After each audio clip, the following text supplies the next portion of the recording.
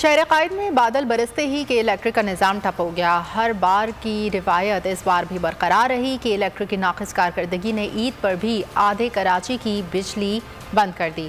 सुबह से गई बिजली रात में भी ना आई तो शहरियों का मीटर शॉर्ट कर गया। गुलिस्तान जौहर, मलिर, स्टार गेट, ली मार्केट के मकीन सड़कों पर आ गए, सड़कें बंद कर दी, हुकूमत के खिलाफ नारे लगाए। मुजाहिरीन का कहना है कि फौरी तौर पर बिजली बहाल ना की गई तो एहतजाज जारी रहेगा। कराची में बादल क्या बरसे कि इलेक्ट्रिक ने आधे कराची की बिजली बंद कर दी। कराची में मानसून के जारी स्पेल में इस बार भी बिजली का सिस्टम फेल हो गया। शहर कायद में बूंदे बरसते ही सुबह से गई बिजली ताहाल न आई। शहर के मुतादिद इलाके अंधेरे में डूब गए कि इलेक्ट्रिक की नाक़िस कारकर्दगी जूं की तूं बरकरार रही। ली मार्केट के मकीनों का सबर जवाब दे गया, सड़कों पर आ गए, टायर जलाकर चाकेवाड़ा रोड बंद कर दिया, हुकूमत के खिलाफ नारे लगाए। गुलिस्तान जौहर के मकीनों का भी मीटर शॉर्ट हो गया। बिजली की मुसलसल बंदिश पर फट पड़े।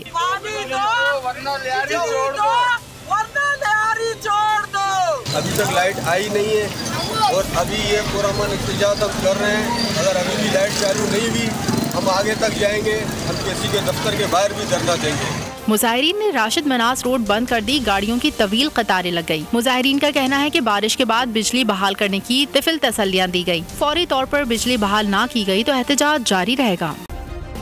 सब्सक्राइब करें और बेल दबाएं ताकि कोई खबर रह न जाए।